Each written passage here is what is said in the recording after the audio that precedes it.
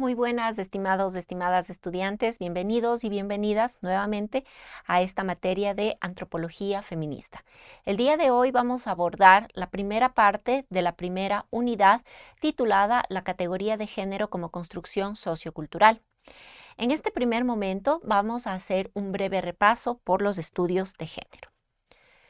En primer lugar, tenemos que abordar qué son los estudios de género y cómo estos se relacionan con el feminismo. En primer lugar, como ustedes deben saberlo, los estudios de género y el mismo feminismo tiene una diversidad de miradas, ¿no? Una diversidad, una pluralidad, además, que ha sido construida no solamente en Europa y Estados Unidos, sino una diversidad de voces que se han construido en el resto del mundo. Por ejemplo, en los países donde ha habido colonialismo. Esto es el caso de África, el caso de Asia y el caso, por supuesto, de América Latina. Esta diversidad de posturas también nos ha mostrado una diversidad de metodologías y, por supuesto, de planteamientos políticos que abogan siempre por la libertad, por la emancipación de las mujeres. En un campo donde hemos visto que no deberíamos llamarlo en singular feminismo, sino feminismos por las pluralidades que existen, es un campo que realmente es muy heterogéneo. Y en un campo heterogéneo es posible hallar ciertas similitudes. ¿Es un campo realmente cerrado de una vez y para siempre los feminismos? Tratamos de responder en esta materia estas preguntas.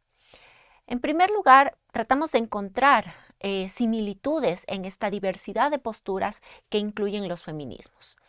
Y parte de lo que canaliza o homogeniza o atraviesa estas diferentes posturas es precisamente la crítica de las relaciones de poder y de dominio que discriminan o oprimen a las mujeres. Desde entonces, los diferentes feminismos están tratando de abonar por cuestionar esas concepciones de poder que precisamente han calado en la vida política, en la vida cotidiana, en la salud, en los cuerpos, en la sexualidad de las mujeres y también de las diversidades sexogenéricas. Todas estas cuestiones son parte de los elementos centrales de la movilización social, porque recordemos que cuando hablamos de feminismos no solamente estamos hablando de marcos teóricos y metodológicos, sino principalmente de posturas políticas que luchan y abogan por la equidad. Por otro lado, vemos que los feminismos se están reinventando continuamente y seguirán haciéndolo. Eso significa que no es un campo cerrado, que está abierto a varias posturas, como precisamente lo miraremos el día de hoy en los diversos momentos históricos del feminismo. Primero, vale la pena marcar la diferencia entre los estudios de género y los estudios feministas. Los estudios de género y los feministas guardan un similar interés en la conformación histórica y actual de las relaciones sociales y políticas, nuevamente volvemos al tema de poder, entre los sexos. A ambos estudios les interesa básicamente hacer cronologías o tratar de comprender cómo repercute el poder, cómo se organizan los límites, las estrategias en torno al tema sexogenérico. Pero los estudios de género tratan de comprender por qué y cómo se producen las condiciones alrededor del género. Es decir, qué es lo que da forma al comportamiento de género que tenemos los diversos seres humanos. Por otro lado, los estudios feministas, y en esto se diferencian a los estudios de género, tienen muy presente la importancia de la crítica de la ordenación social existente. Es decir, hay un bagaje político y militante detrás de los estudios feministas. Estas visiones se han ido construyendo y constituyendo a lo largo de la historia. Como decíamos inicialmente, no solamente el norte global ha construido teoría feminista, también estamos los sures globales donde se ha construido ideas, teorías, planteamientos, cuestionamientos a las posturas incluso que han venido desde el norte. Y es un debate permanente que busca precisamente equidad para todas y todos. Pero esta vez vamos a hacer un análisis de lo que ha sido el feminismo, sobre todo anglosajón. Y vamos a dividirlo en 5 olas. Hay algunos autores que plantean en nada más 3 o quizás hasta 4 olas los diferentes momentos del feminismo. Nosotros, por cuestiones pedagógicas, lo plantearemos en 5 momentos. Un primer momento que precisamente se construye a lo largo del siglo XVIII, finales del siglo XVII, que llamaríamos el movimiento precursor del feminismo, la primera ola. Esta primera ola se destaca porque retoma los postulados de la Revolución Francesa: igualdad, fraternidad y equidad, pero no solamente para los hombres, sino también para las mujeres, que se veían continuamente despojadas de la posibilidad de la igualdad y la equidad frente a los pares varones. Por otro lado, la Revolución Francesa planteó una nueva lógica que llamaríamos la lógica de la Ilustración, es decir, la lógica de la razón como un planteamiento central. Lamentablemente, esta mirada, que además llegó con la Revolución Francesa, era una mirada dominantemente masculina. ¿Y por qué decimos que era dominantemente masculina? Porque planteaba la razón, que además se pensaba que era un atributo exclusivamente de los hombres, como el elemento central para lograr dicha liberación, para lograr dicha igualdad. El tiempo nos fue mostrando que obviamente no solamente los hombres eran capaces de razonar. Sin embargo, esta categorización donde propone los hombres como sujetos racionales, mientras que las mujeres son sujetos no racionales o sujetos emocionales más que racionales, tendría repercusiones incluso hasta nuestros días. Como veremos en las siguientes unidades, por ejemplo, el que podamos escoger una u otra carrera, el que todavía tengamos ingenieros en mayor cantidad que ingenieras, o que tengamos más parvularias que parvularios hombres, tiene como origen, como raíz, esta postura de que los hombres son más racionales que las mujeres. Sin embargo, hoy en día la neurociencia, y en realidad desde el siglo XX, este cuestionamiento de que los hombres son más racionales que las mujeres se ha venido dando, y mucho de esta información nos la trae la misma neurociencia. Las mismas ciencias occidentales que nos han mostrado que esta división entre racionalidad y emocionalidad adjudicada a hombres y mujeres en realidad es una falacia que ha sido construida culturalmente en el mundo occidental y se ha convertido en algún momento en un mito fundador que nos ha dividido a hombres y a mujeres y que ha determinado nuestras características, nuestras capacidades y también las condiciones productivas del mismo capitalismo. Existe una segunda ola, que llamaremos la ola de las sufragistas. Esta se produce a finales del siglo XIX y principios del siglo XX. Las sufragistas, que ustedes pueden además encontrar, hay una muy buena película que está en YouTube que se llama Sufragistas y que tiene que ver con el movimiento de las mujeres que buscaban obtener el voto en Inglaterra.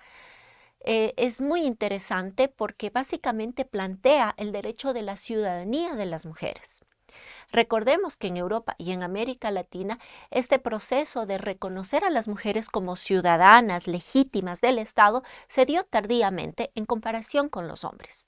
Ni las mujeres, ni los afrodescendientes, ni los indígenas, ni los niños han sido considerados como ciudadanos de pleno derecho. Y bajo esa premisa las mujeres tampoco teníamos el acceso al voto.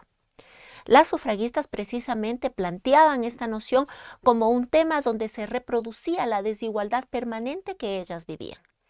Y por eso pedían el derecho al voto en estados que se suponía ya eran democráticos. Hubieron grandes luchas y de hecho a un país apenas en el 2019, exactamente Arabia Saudita, es el último país que dio el derecho a las mujeres para que puedan sufragar. La mayoría de países de a poco se han ido sumando al derecho de las mujeres al sufragio. Esto pasaba en el norte, mientras que en América Latina el movimiento sufragista, que también tuvo repercusiones sobre todo en Argentina, en Brasil y en México, se enlazó también al movimiento obrero. Quienes militaron las luchas sufragistas en este segundo momento fueron también mujeres que ya estaban trabajando como obreras dentro de las fábricas que se habían levantado en América Latina. Y entonces es un movimiento en América Latina que toma estos tintes, un tinte más político que también estaría influenciado por la postura marxista que denunciaba la explotación de las clases obreras. Una tercera ola que se produce a mediados del siglo XX, entre los años 40 y 50, donde vemos que estas diferentes demandas que se habían ido construyendo a principios del siglo XX se van tornando cada vez más sólidas. Y en ese sentido vemos que esa consolidación de los planteamientos feministas se terminan convirtiendo en movimientos sociales que buscan precisamente cambios en las relaciones de poder, que principalmente afectaban por las características de dominación y sobreexplotación a los cuerpos femeninos. En ese sentido, por ejemplo, se representan algunos temas necesarios para ser hablados entre mujeres y que veían que eran más afectadas, principalmente las mujeres, como el tema de la producción, quién produce y quién reproduce, por qué la producción es pagada y por qué la reproducción no es pagada, ¿no? Por ejemplo, son uno de los temas que se plantean. ¿Por qué el cuerpo de la mujer termina siendo el espacio donde se reproduce al obrero y no es considerada para un salario y mucho menos para derechos laborales? ¿Qué pasa con las mujeres que no tienen derechos laborales y tienen una sobrecarga de trabajo? En ese sentido, vemos que se abren una serie de nuevas ideas que trae el feminismo, por ejemplo, para replantear esto que se denomina como el patriarcado. ¿Qué es el patriarcado? ¿Es un sistema de poder? ¿Es una forma de dominación? ¿El patriarcado lo ejecutan exclusivamente los hombres o también están en las mujeres que sobreexplotan? Además del patriarcado y la explotación, ¿hay alguna otra condición que caracterice al patriarcado? Y claro, en este tiempo, como buena parte de las mujeres además ya empezaron a acceder a las universidades, vemos que la teoría social feminista, específicamente feminista, se va consolidando también. Y las preguntas cada vez se vuelven más agudas hacia ciertos conceptos que previamente se daban por hecho y que más bien con el tiempo se empiezan a cuestionar.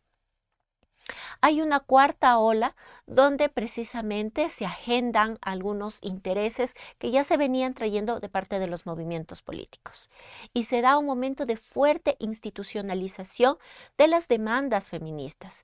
Esto se produce principalmente entre los años 80 y 90 en el siglo XX. Buena parte de las ONGs y en algunos casos ciertos estados retoman algunas de estas luchas feministas que vienen de los movimientos feministas para plantearse algún ejercicio de política pública o de cambio social que se ejecute directamente en los territorios. Y vamos a llamar una quinta ola a esto que se llama la ola posmoderna, que básicamente se da en el siglo XXI. Y es una ola que trae nuevas preguntas para el feminismo, que siempre había estado hablando desde la dicotomía hombres, mujeres, heterosexualidad, homosexualidad, y nos abre el campo para entender que los límites que se construyen en el género no pueden quedarse dentro de las dicotomías, sino que esto es una cuestión mucho más amplia, más grande y que tenemos que aprender a mirar esos límites del género que no solamente se constriñen a las mujeres. Es así que se plantea la falacia, por ejemplo, de los binarismos por parte de algunas autoras. También se cuestiona la heterosexualidad como el único camino posible para las mujeres.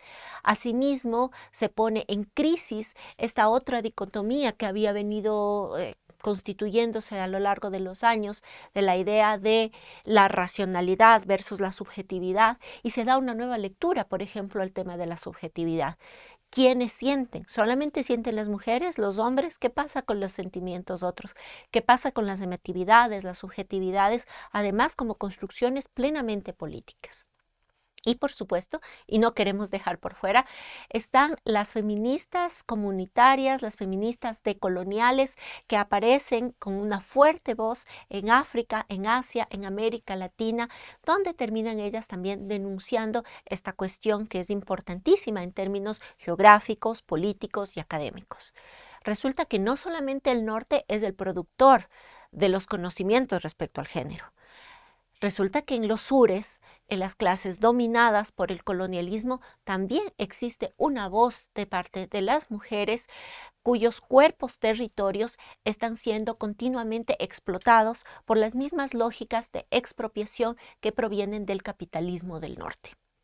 En ese sentido, vemos que no solamente es una cuestión de explotación de hombres contra las mujeres, sino que existen otros canales, otras categorías que permean las relaciones entre hombres y mujeres y que permiten que esta dominación se haga cada vez más fuerte y que obviamente sean las mujeres las que terminan viviendo esa experiencia continua de explotación. Todos estos hallazgos se logran gracias a lo que vamos a ver a continuación, la visión de que el género no es una cosa biológica. El género en realidad es una construcción social que va cambiando, mutando históricamente, que va cambiando en función de los contextos en los que se desarrolla. Que el género, al ser parte de las estructuras sociales, le da sentido a nuestras cotidianidades y nos impone ciertos límites para poder actuar en función de esos límites que nos propone la estructura social. Un planteamiento muy interesante que lo veremos en el segundo bloque.